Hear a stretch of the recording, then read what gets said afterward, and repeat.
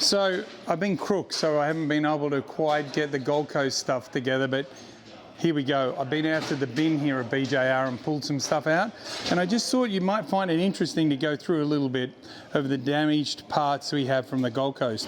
So this is, most of this is off car 14. You can see the rail extension, how it's torn and from hitting the wall. Obviously, bent arms, and we've all seen that car 14 clipped the wall over at the double chicane at the back, bent all the arms, steering arm. This holds the bonnet pins down, sits inside the car. You can see how that's all bent and twisted. Same with this suspension arm, the rust is because it's been out in the bin. But this is really interesting. So this is the anti-roll bar that goes on the front of the car and gets clamped on. Now these clamps are off Macca's car, and you can see how worn down that is from where it's grinding across the curb. So that will give you an idea of how it's meant to look.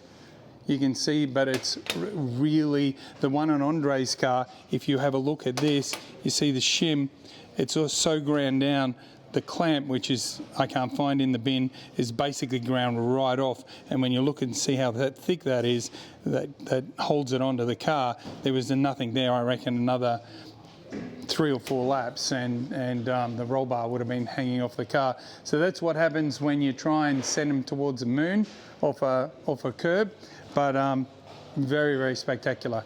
The thing about the Gold Coast event, and Adelaide to a lesser extent, is you're always going to get a lot of damage. So this is just a very small snapshot of some of the stuff that's bent that I think is bent enough that you get the general idea that it's not going to be used again.